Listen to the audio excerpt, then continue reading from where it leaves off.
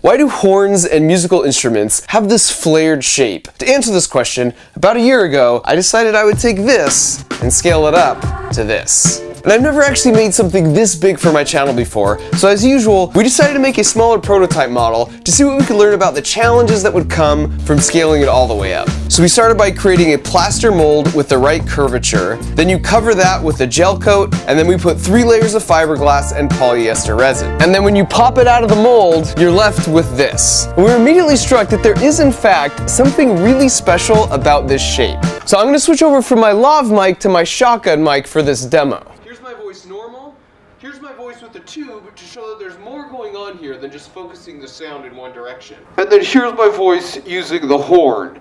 You can even hear me whisper, which is creepy.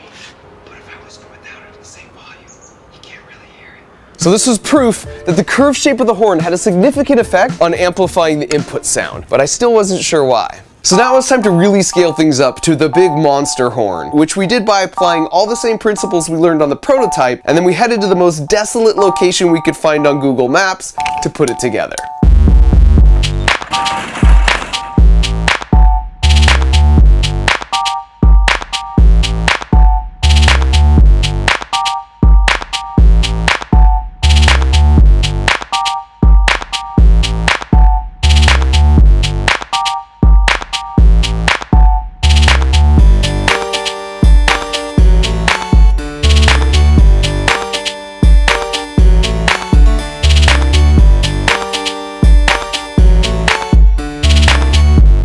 Can you hear me?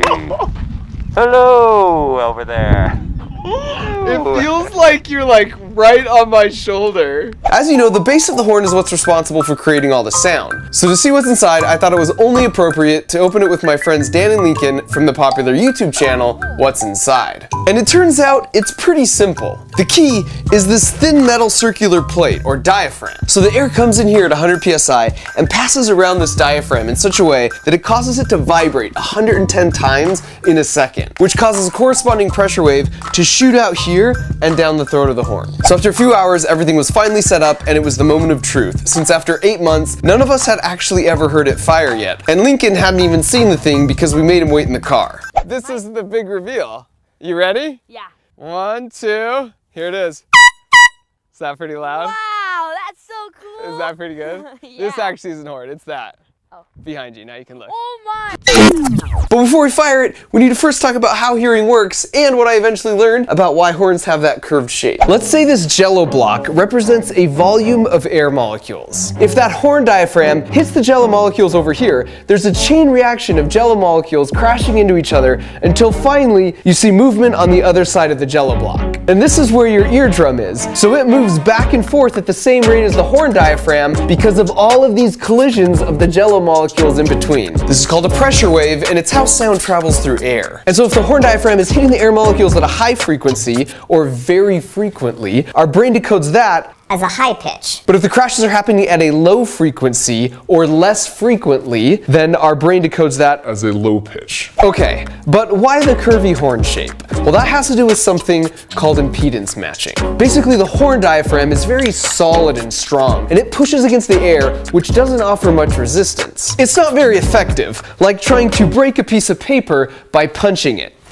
So without the curvy horn portion, as the diaphragm moves back and forth, it interfaces with the air sort of like this. You can still see the jellos moving on the opposite side, just not that much because the air is just too thin and weak over this small of an area. So to have a better interface with the air, you put a big curvy shape right after the diaphragm. You can see now your eardrum is moving back and forth much more vigorously because the interface is so much better. So it sounds louder with a curved horn, not because you're amplifying the sound, but because you're conserving the sound. This makes sense because amplifying means you're adding power to the system, and there's no battery or plugs at the curved section of a horn. It's passive. So by impedance matching, you give yourself a much larger area to push against all the air at the outlet, which makes for a more effective chain reaction of molecules crashing into your eardrum. And now the horn. Is that pretty loud? Wow, that's so cool. Is that pretty good? Yeah. This actually isn't horn, it's that. Oh. Behind you, now you can look. Oh my.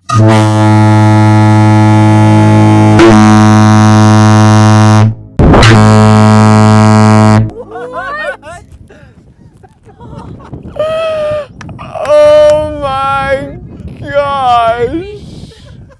like 8 months of work, that's the first time we've actually fired off. And that's behind the horn. I could feel the vibrations. Yeah. Not even in front of the thing. We're gonna go see what it's like on the other side. All right, so we're about 2 football fields away from the horn. We have no idea how loud this is gonna sound here. All right, Ken, fire the normal air horn. Yeah, we could hear it. Now we're a little nervous because you could hear it decently well. All right, firing. So for our second test, we drove about a mile away, and you can barely see the horn right here. All right, Ken, fire. No! We can still completely hear it. Yes. That's crazy. I mean, you can hardly see that massive horn, but it's still super loud. So let's just drive. Just keep going. All right, We're let's gonna go real far. So from a satellite view, this is where the horn was. Here was the first spot, and then the second spot. And then here was the third spot, 2.5 miles away. Okay, so the horn is now super far away. I literally can't see it with my naked eye. It's so far away. Like, I can barely see it. It's right at the crest of the hill. There's a little tiny speck, and it's right there. We're gonna do an experiment, and we're gonna test the speed of sound. We should hear it on this walkie-talkie, and then some amount of time later, we might be able to hear it from this distance. Lincoln's gonna measure the time on his stopwatch, and then we should be able to calculate from there what the speed of sound is. We're ready when you are. Okay, I'm ready.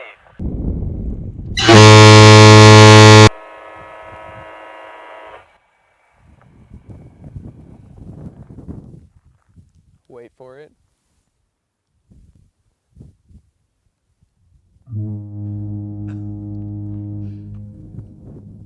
That's crazy! How long? It took 11 seconds for the sound of the horn to get here. But we can still hear it so clearly. It's so clear, like I feel like we could go 10 miles further. Think about what this means. It took an unbroken chain of 2.5 miles of air molecules 11 seconds to all collide with each other until they made it all the way down here and bumped into the air molecules in our ear canals, which then bumped into our eardrums. Hi! Wait, what if I scream? So the sun was quickly going down, but before we went home, we wanted to try and break some glass. And if you want to break glass with what is essentially little puffs of air, the trick is to find out its resonant frequency. You actually know all about this if you've ever used one of these. I can make Eliza go really high with just a little force. Now if I apply that force at random intervals, it doesn't do very much. It's not fun, huh? No, it's not fun. But if I apply that force equal to the timing of the natural frequency of the swing, those little pushes add to each other. And so in this case, the resonant frequency increased our fun. But if engineers don't take this into consideration, it could lead to disaster, such as when wind gusts going at just the right rate destroyed the Tacoma Narrows Bridge. It's also why soldiers don't march in unison when crossing a bridge. So if you measure the natural frequency of the glass with an accelerometer like this, then you just need to make sure your horn fires at that exact frequency or a multiple thereof. Or you can just change the natural frequency of the glass to match your horn by adding weights in the right spot.